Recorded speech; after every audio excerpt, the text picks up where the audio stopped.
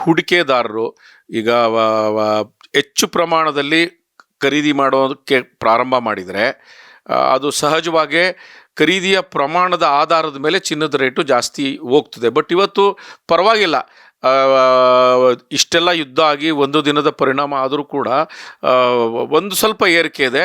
ಆ ಸ್ಪೀಡ್ ಏನಿದೆ ಆ ಸ್ಪೀಡು ಅಷ್ಟೊಂದು ತೀವ್ರತರವಾಗಿ ಏನಿಲ್ಲ. ಯಾಕೆ ಅಂತಂತಂದರೆ ಯುದ್ಧ ಬೇಗ ಸಮಾಪ್ತಿ ಆಗುತ್ತೆ.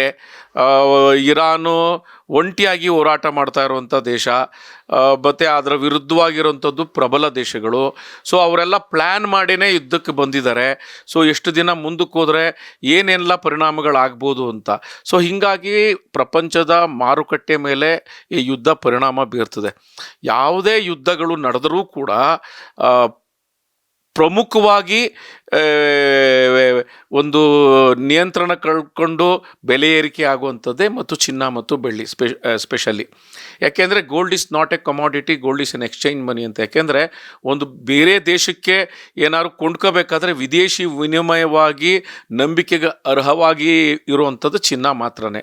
$US ಇದ್ದರೂ ಕೂಡ ಅದರ ಮೇಲಿನ ಭರವಸೆಗಳು ಜನರಿಗೆ ಕಡಿಮೆನೇ ಇದೆ ಇತ್ತೀಚಿನ ದಿನಗಳಲ್ಲಿ, ಒಂದು 3-4 ತಿಂಗಳಲ್ಲಿ ನಡೆದಿರೋ ಘಟನೆಗಳಲ್ಲಿ. ಹಾಗಾಗಿ ಚಿನ್ನ ಸಹಜವಾಗಿ ಒಂದು ಹೂಡಿಕೆಯಾಗಿ, ಒಂದು ಭದ್ರತೆಯಾಗಿ, ಒಂದು ಇನ್ಶೂರೆನ್ಸ್ ಆಗಿ ಎಲ್ಲರಿಗೂ ಕಾಣ್ತದೆ. ಅದು ವ್ಯಾಪಾರಿಗಳಿಗಿರ್ಬೋದು, ವ್ಯಾಪಾರಿಗಳ ಮೂಲಕ ಜನಸಾಮಾನ್ಯರಿಗಿರ್ಬೋದು, ಎಲ್ಲರಿಗೂ ಕೂಡ ಅದನ್ನೇ ಕಾಣ್ತದೆ. ಸರ್, ಈಗ ನಾವು ಚಿನ್ನನ ಅಲ್ಲಿಂದ ತರಿಸ್ಕೋತಾ ಇದೀವಿ. ಬಟ್ ಸದ್ಯಕ್ಕೆ ನಮ್ಮಲ್ಲಿ ಏನಿಲ್ಲ ಅಂದ್ರೂ 1.5 ಲಕ್ಷ 24 ಕ್ಯಾರೆಕ್ಟರ್ ಗೋಲ್ಡ್ ಚಿನ್ನದ ಸದ್ಯದ ಪರಿಸ್ಥಿತಿ ರೇಟ್ ನೋಡೋದಾಗಿದೆ. ಸೊ ಅಕಸ್ಮಾತ್ ಯುದ್ಧ ಮುಂದುವರೆದ್ರೆ ಜಾಸ್ತಿ ಆಗುತ್ತೆ ಅಂತ ಹೇಳಿದ್ರಿ. ಜಾಸ್ತಿ ಆದ್ರೆ ಎಷ್ಟಾಗಬಹುದು?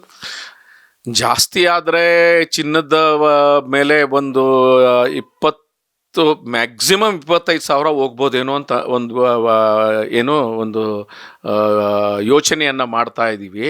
ಬಟ್ ಈ 72 ಗಂಟೆ ಒಳಗಡೆ ಯುದ್ಧ ಮುಗಿಯುತ್ತದೆ ಅನ್ನೋ ಒಂದು ನಂಬಿಕೆ ಇದೆ. ಯಾಕೆ ಅಂದರೆ ಶಸ್ತ್ರಾಸ್ತ್ರಗಳ ಪ್ರಮಾಣವನ್ನು ನೋಡಿದಾಗ ಇಸ್ರೇಲ್ ಮತ್ತು ಅಮೇರಿಕಾ ಇದಕ್ಕೆ ಸಿದ್ಧವಾಗೇ ಅವರು ಪ್ಲ್ಯಾನ್ ಮಾಡಿ ಅವರೇ ಸ್ಟಾರ್ಟ್ ಮಾಡಿದ್ದು, ಸಿದ್ಧವಾಗೇ ಮಾಡವ್ರೆ. ಹಂಗಂತ ಇರಾನ್ ಹತ್ರ ಏನೂ ಇಲ್ಲ ಅಂತ ಅಲ್ಲ. ಇರಾನ್ ಹತ್ರ ಇದ್ದರೂ ಕೂಡ ಆ ಪ್ರಮಾಣ ಅವರಲ್ಲಿರೋಷ್ಟು ಪ್ರಮಾಣ ಇವರಲ್ಲಿಲ್ಲ. ಎಲ್ಲೋ ಒಂದು ಸತಿ ಅವರು ಸೋಲನ್ನು ಒಪ್ಕೋಬೇಕಾಗುತ್ತೆ. ಒಳಗಡೆ ದೇಶದ ಒಳಗೆ ಆಹಾರ ಪದಾರ್ಥಗಳು ಮೇಯ್ನಾಗಿ ನೋಡಿ, ಇಷ್ಟು ದಿನ ಇರಾನಿಗೆ ಮೇಯ್ನ್ ಆಹಾರ ಪದಾರ್ಥಗಳನ್ನು ಕೊಡ್ತಾ ಇದ್ದಿದ್ದೇ ಭಾರತ. ಒಂದು ಭಾರತದ ಖಾಸಗಿ ಕಂಪನಿ ನಿಯಂತ್ರಣದಲ್ಲಿ ಆ ಇರಾನಿನ ಬಂದರಿತ್ತು. ಈ ವಿದೇಶಿ ರಾಜಕೀಯ ಪರಿಸ್ಥಿತಿಯಲ್ಲಿ ಕಾಂಗ್ರೆಸ್ ಪಕ್ಷಕ್ಕೆ ಈ ಅಮೇರಿಕಾದವರು ಒತ್ತು ಕೊಟ್ಟು ಅದು ಭಾರತ ವ್ಯಾಪಾರಿಯ ಹಿಡಿತದಿಂದ, ಅದಾನಿ ಕಂಪನಿ ಏನಿತ್ತು ಅವ್ರ ಹಿಡಿತದಿಂದ ತೆಗೆದರು. ಅಲ್ಲಿ ಏನು ನಡೀತಾ ಇತ್ತು, ಭಾರತದಿಂದ ಮೇಯ್ನಾಗಿ ಗೋಧುವೆ, ಬೇರೆ ಬೇರೆ ಆಹಾರ ಪದಾರ್ಥಗಳು ನಿತ್ಯ ಸರಬರಾಜಾಗ್ತಿತ್ತು. ಅಲ್ಲಿ ಜನಸಾಮಾನ್ಯರಿಗೆ ಏನು ಬೆಲೆ ಏರಿಕೆಯ ಬಿಸಿ ಏನೂ ಆಗ್ತಿರಲಿಲ್ಲ. ಯಾಕೆ ದಿನ ಹೋಗ್ತಿತ್ತಲ್ಲ. ಯಾವಾಗ ಅದು ಅವ್ರಿಗೆ ಹ್ಯಾಂಡ್ ಓವರ್ ಮಾಡಿದ್ರು, 1 ವಾರದೊಳಗೆ ವಾಪಸ್ಸು ಅವ್ರಿಗೆ ಬೇರೆಯವ್ರಿಗೆ ಬಿಟ್ಟುಕೊಟ್ಟು ಅದರಿಂದ ಭಾರತದ ಕಂಪನಿ ವಾಪಸ್ ಬಂದು 1 ವಾರಕ್ಕೇ ಅಲ್ಲಿ ಬೆಲೆ ಏರಿಳಿತ ಆಯಿತು, ವ್ಯತ್ಯಾಸಗಳಾಯಿತು, ಜನ ಬೀದಿಗೆ ಬಂದ್ಬಿಟ್ರು. ಪ್ರಮುಖವಾಗಿ ಇರಾನ್ಗೆ ಆಹಾರ ಪದಾರ್ಥಗಳು, ಔಷಧಿಗಳನ್ನು ಕೊಡ್ತಾ ಇರುವಂಥ ದೇಶ ಭಾರತ.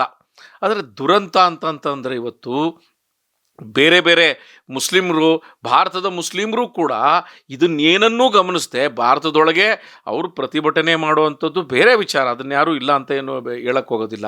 ಭಾರತದ ವಿರುದ್ಧ ಎಷ್ಟೊಂದು ಸಹಾಯ ಮಾಡಿದರೂ ಕೂಡ ಧರ್ಮ ಮಾತ್ರ ಮೊದಲು ಬರ್ತದೆ, ಬೇರೆ ಎಲ್ಲ ಹಿಂದೆ ಹೋಗ್ತದೆ ಅನ್ನೋದನ್ನು ಇರಾನ್ ತೋರಿಸ್ತದೆ.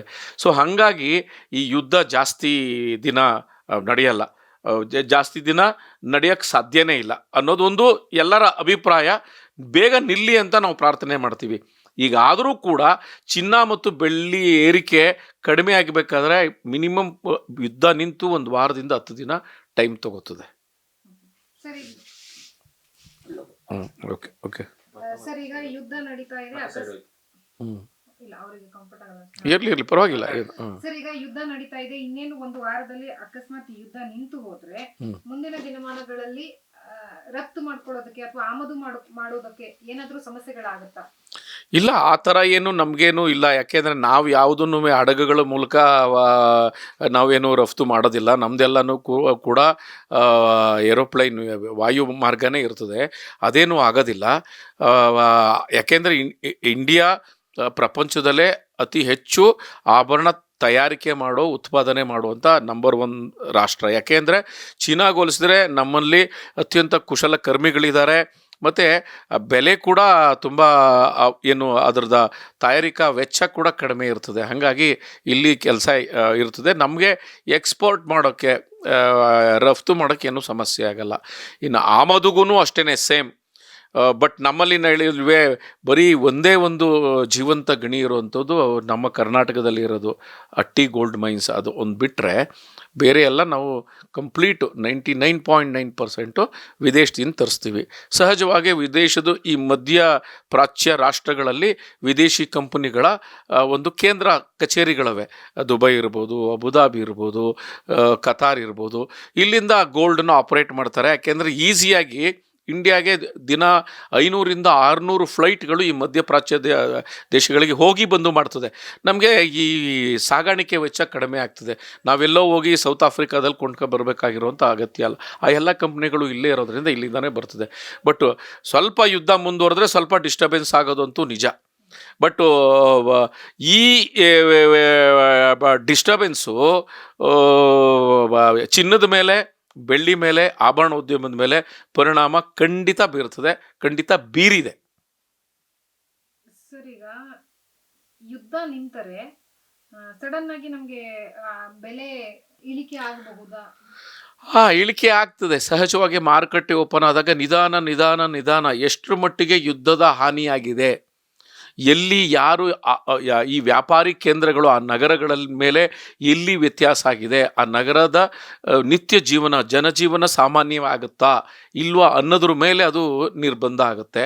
ಬಟ್ ನನ್ನ ವೈಯಕ್ತಿಕ ಅನುಭವದ ಪ್ರಕಾರ ಇವತ್ತೇನು ಅವರು ಒಂದಷ್ಟು ಮಿಸೈಲ್ಗಳು ಹಾಕಿದ್ರು, ಒಂದಷ್ಟು ಯುದ್ಧದ ತೀವ್ರತೆ ಬೇರೆ ಈ ಇರಾನ್ ಮತ್ತು ಇಸ್ರೇಲು, ಅಮೇರಿಕಾ ಇವುಗಳ ನಡುವೆ ಇರುವಂಥದ್ದು ತೀವ್ರತೆ ಈ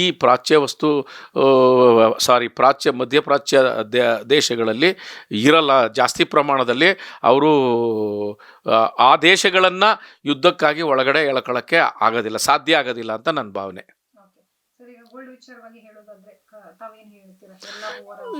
ಓವರಾಲ್ ಸೇರಿಸಿ ಹೇಳೋದಾದರೆ ಇದು ಅನಿವಾರ್ಯ ಪರಿಸ್ಥಿತಿಗಳು, ಅನಿರೀಕ್ಷಿತ ಪರಿಸ್ಥಿತಿಗಳು ಬಂದಿರ್ತದೆ. ಬಟ್ ಈಗಾಗಲೇ ಎಲ್ಲ ಜನ ನಮ್ಮಲ್ಲಿ ಒಂದಷ್ಟು ಚಿನ್ನವನ್ನು ಹೂಡಿಕೆಯಾಗಿ ಇಟ್ಕೊಂಡವ್ರೆ. ಏನೇ ಆದರೂ ನನ್ನ ಒಂದು ಸಲಹೆ ಏನಪ್ಪ ಅಂತಂದರೆ, ಪ್ರತಿ ತಿಂಗಳು ನಿಮ್ಮ ಉಳಿತಾಯದಲ್ಲಿ ಒಂದಷ್ಟು ಭಾಗವನ್ನು ಉಳಿಸಿ ಚಿನ್ನ ಅಥವಾ ಬೆಳ್ಳಿ ನೀವು ಖರೀದಿ ಮಾಡಿ ಇಟ್ಕೊಂಡ್ರೆ, ನನ್ನ ಸಲಹೆ ಒಂದು ಕಾಯಿನ್ ರೂಪದಲ್ಲೇ ಖರೀದಿ ಮಾಡಿ ಇಟ್ಕೊಳ್ಳಿ ಅಂತ. ಆಭರಣವಾಗಿ ಇಟ್ಕೊಂಡು ಏನು ತೊಂದರೆ ಏನಿಲ್ಲ. ಬಟ್ ಯಾವತ್ತೂ ಅದು ನಿಮಗೆ ಉಪಯೋಗಕ್ಕೆ ಬರ್ತದೆ. ಎಂಥ ಸಂದರ್ಭ ಆದರೂ ಕೂಡ ಮುಂದಿನ ಭವಿಷ್ಯದೊಳಗೆ ಚಿನ್ನ ಮತ್ತು ಬೆಳ್ಳಿ ದರ ಏರಿಕೆ ಆಗ್ತದೆ. ಒಳ್ಳೆಯ ಹೂಡಿಕೆ ಮಾತ್ರ. ಬೇಕಾದಷ್ಟು ವೈಜ್ಞಾನಿಕವಾಗಿರುವಂಥ ಒಂದು ಪ್ರಯೋಗಗಳು ನಡೀತಾ ಇದೆ. ನಮ್ಮ ಒಂದು ರಿಸರ್ಚ್ ಇನ್ಸ್ಟಿಟ್ಯೂಟಲ್ಲೂ ನಾವು ಮಾಡ್ತಾಯಿದ್ದೀವಿ.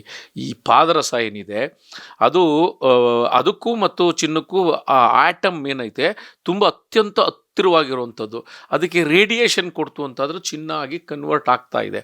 ಬಟ್ ಆ ರೇಡಿಯೇಷನ್ನು 18-20 ವರ್ಷ ಇರ್ತದೆ. ಅದು ರೇಡಿಯೇಷನ್ನಿಂದ ಮಾಡುವಂಥ ಆ ಟೆಕ್ನಾಲಜಿ ಏನೈತೆ ಅದು ತುಂಬ ಕಾಸ್ಟ್ಲಿ ಐತೆ. ನಾನು ಹಿಂದೆ ಒಂದು ಸತಿ ಹೇಳಿದ್ದೆ, ಇವತ್ತು ಅದು 25,000-50,000 ರೂಪಾಯಿವರೆಗೂ ಇದೆ. ಒಂದು ವೇಳೆ ಆ ಥರ ಏನಾರೂ ಆ ಟೆಕ್ನಾಲಜಿ ಕಡಿಮೆ ಆದರೆ ನಿಮಗೆ ಲ್ಯಾಬ್ ಗ್ರೋನ್ ಡೈಮಂಡ್ ಏನು ನೋಡ್ತಾ ಇದ್ದೀರಾ, ಆ ಥರ ಲ್ಯಾಬ್ ಗ್ರೋನ್ ಚಿನ್ನ ಕೂಡ ಬರೋ ಸಾಧ್ಯತೆ ಇದೆ. ವೈಜ್ಞಾನಿಕವಾಗಿ ಇದು ಸಾಬೀತಾಗಿದೆ. ನಮ್ಮಲ್ಲಿ ಹಿಂದೆ ನಾಗಾರ್ಜುನ ಅನ್ನೋ ಒಬ್ಬ ಋಷಿ, ಅವರು ರಸಶಾಸ್ತ್ರ ಪ್ರವೀಣರು, ಈ ಆಲ್ಕೆಮಿಸ್ಟ್ ಅಂತ ಕೇಳ್ತೀವಿ, ಕೆಮಿಸ್ಟ್ರಿ ಬಗ್ಗೆ ಒಂದು ಪುಸ್ತಕ ಬರೆದವ್ರೆ. ಹಿಂದೆ ಈ ಎಲ್ಲ ಪ್ರಯೋಗಗಳನ್ನು ಭಾರತ ಮಾಡಿತ್ತು. ಈಗ ಪಾಶ್ಚಿಮಾತ್ಯ ದೇಶಗಳು, ಅಮೇರಿಕಾ, ಜಪಾನ್ ಅಂತವರು ಇಂಥ ಪ್ರಯತ್ನವನ್ನು ಮಾಡ್ತಾ ಇದ್ದಾರೆ. ಸೊ ಅದೇನಾರು ಬಂದರೆ ಸ್ವಲ್ಪ ಕಡಿಮೆ ಆಗುತ್ತೇನೋ ಅಂತ. ಬಟ್ ಅದು ಇನ್ನೂ 15-20 ವರ್ಷದ ಮುಂದಿನ ದಿನಮಾನಗಳಲ್ಲಿ ಆ ತಂತ್ರಜ್ಞಾನ ಬರ್ತದೆ ಅಥವಾ ಬರ್ತದ, ಇವೆಲ್ಲ ಪ್ರಾಯೋಗಿಕ ಹಂತದಲ್ಲಿದೆ. ಯಾಕೆಂದರೆ ಕಾಸ್ಟ್ ಈಸ್ ವೆರಿ ಇಂಪಾರ್ಟೆಂಟು.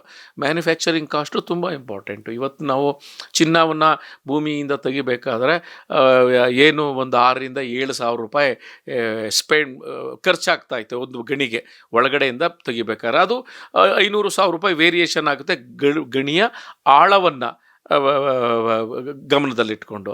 ಇನ್ನು ಬಾಕಿದೆಲ್ಲನೂ ಮಾರುಕಟ್ಟೆ, ಬೇಲ್ ಬರೋದು, ಲಾಭಗಳಿಟ್ಕೊಳ್ಳೋದು. ಸೊ ಇವೆಲ್ಲ ಬಂದು ಈ ರೇಟು ನಿಂತ್ಕೋತದೆ. ಲೋಕಲ್ ಟ್ಯಾಕ್ಸ್ಗಳು, ಇಂಟರ್ನ್ಯಾಷನಲ್ ಟ್ಯಾಕ್ಸ್ಗಳು, ಹೀಗೆಲ್ಲ ಆ್ಯಡ್ ಆಗ್ತದೆ. ಟ್ಯಾಕ್ಸ್ಗಳು ಆ್ಯಡ್ ಆಗ್ತಾ ಹೋಗಿ ಹೋಗಿ ಹೋಗಿ ಹೋಗಿ ಇವತ್ತಿನ ರೇಟಿಗೆ ಬಂದು ನಿಂತ್ಕೋತದೆ. ಸೊ ಚಿನ್ನ ಮತ್ತು ಬೆಳ್ಳಿ ಹೂಡಿಕೆ ತುಂಬ ಒಳ್ಳೆಯದು. ಅದೆಷ್ಟೇ ಬೆಲೆ ಆಗಲಿ ಮುಂದೆ ಅದಕ್ಕೆ ನಿಮಗೆ ಡಬಲ್ ಆಗುತ್ತೆ ಅಷ್ಟೇ. ಅದರಿಂದ ಯೋಚನೆನೇ ಮಾಡಬೇಕಾಗಿಲ್ಲ. ನೀವು ಇವತ್ತೇನು ತೊಗೊಂಡಿದ್ರೆ ಮುಂದಿನ ವರ್ಷ ಅದಕ್ಕಿಂತ ಜಾಸ್ತಿ ಆಗುತ್ತೆ ಹೊರತು ಇದಕ್ಕಿಂತ ಕಡಿಮೆ ಆಗ್ತದೆ ಅನ್ನೋದು ಮಾತ್ರ ಸುಳ್ಳು. 15,000 ಏನು ಸ್ಟ್ಯಾಂಡರ್ಡ್ ಇದೆ ಅದಕ್ಕಿಂತ ಕಡಿಮೆ ಆಗಿಬಿಡ್ತದೆ ಚಿನ್ನ ಅನ್ನೋದು ಸುಳ್ಳು. ಬೆಳ್ಳಿ ಪ್ರಮಾಣದ ಸ್ವಲ್ಪ ವೇರಿಯೇಷನ್, ಅದು ಕೂಡ 1.5 ಲಕ್ಷದಿಂದ 2 ಲಕ್ಷ ರೂಪಾಯಿ ಸ್ಟ್ಯಾಂಡರ್ಡ್ ಆಗಿ ನಿಂತ್ಕೋತದೆ. 2 ಲಕ್ಷಕ್ಕಿಂತ ಕಡಿಮೆ ಬರೋಕ್ಕೆ ಸಾಧ್ಯ ಇಲ್ಲ. ಯಾಕೆಂದರೆ ಅಂತ ಅಂದ್ಕೊಂಡಿದ್ದೀವಿ ನಾವು. ಬಟ್ ಬೇರೆ ಬೇರೆ ಇಂಡಸ್ಟ್ರಿಯಲ್ಲಿ, ಅದರಲ್ಲೂ ಕೂಡ ಈ ಬ್ಯಾಟ್ರಿ ಇಂಡಸ್ಟ್ರಿಯಲ್ಲಿ ಏನಾರು ಅದನ್ನು ಹೆಚ್ಚಿಗೆ ಬಳಕೆ ಮಾಡ್ತಾರಾ, ಅದಕ್ಕೆ ಪರ್ಯಾಯವಾಗಿರುವಂಥ ಲೋಹಗಳನ್ನು ಈಗಾಗಲೇ ಕಂಡುಹಿಡಿತಾ ಇದ್ದಾರೆ. ಸೊ ಅದನ್ನು ಬಳಸೋಕ್ಕೆ ಮಾಡ್ತಾ ಇದ್ದಾರೆ. ಸೊ ಅದರ ಆಧಾರದ ಮೇಲೆ ಬೆಳ್ಳಿ ರೇಟಲ್ಲೂ ಕೂಡ ವ್ಯತ್ಯಾಸ ಆಗ್ಬೋದು. ಅಷ್ಟು ಬಿಟ್ಟರೆ ಚಿನ್ನ ಮತ್ತು ಬೆಳ್ಳಿ ಒಳ್ಳೆ ಹೂಡಿಕೆ. ನೀವು ಒಂದೇ ಸತಿ ತಗೊಂಡಕ್ಕೆ ಕಷ್ಟ ಆಗ್ಬೋದು ಜನಸಾಮಾನ್ಯರಿಗೆ, ಮಧ್ಯಮ ವರ್ಗ, ಕೆಳ ಮಧ್ಯಮ ವರ್ಗದವ್ರಿಗೆ. ನನ್ನ ಸಲಹೆ, ನಿಮ್ಮ ಆದಾಯದ ಒಂದು ಪ್ರಮಾಣವನ್ನು ಚಿನ್ನ ಮತ್ತು ಬೆಳ್ಳಿ ತೆಗೆದಿಟ್ಟರೆ ಅದು ನಿಮಗೆ ಅತ್ಯಂತ ಕಷ್ಟದ ಸನ್ನಿವೇಶದಲ್ಲಿ ನಿಮಗೆ ಅದು ಕಾಪಾಡ್ತದೆ, ನಿಮಗೆ ಸಹಾಯ ಆಗುತ್ತೆ. ಬೇರೆ ಏನೇ ನೀವು ವಜ್ರ ಇಟ್ಕೊಂಡ್ರಿ, ಅದಕ್ಕಿಂತ ಬೆಲೆ ಬಾಳುವಂಥ ಆಸ್ತಿಗಳನ್ನು ಇಟ್ಕೊಂಡ್ರಿ, ನಿಮಗೆ ತಕ್ಷಣದಲ್ಲಿ ದುಡ್ಡು ಸಿಗಲ್ಲ, ಮಾರಾಟ ಆಗೋದು ತುಂಬ ಕಷ್ಟ ಆಯ್ತದೆ. ಸೊ ನನ್ನ ಸಲಹೆ, ಒಂದು ಜೀವನದ ಬದ್ಧತೆ ದೃಷ್ಟಿಯಿಂದ ಆದ್ರೂ ಪ್ರತಿಯೊಬ್ಬರೂ ಕೂಡ irrespective of cost and religion ಒಂದಷ್ಟು ಚಿನ್ನ, ಒಂದಷ್ಟು ಬೆಳ್ಳಿ ಮನೇಲಿ ಇಟ್ಕೊಂಡ್ರೆ ನಿಮಗೆ ಕಷ್ಟ ಕಾಲಕ್ಕಾಗುತ್ತೆ ಅನ್ನೋದು ನನ್ನ ಸಲಹೆ.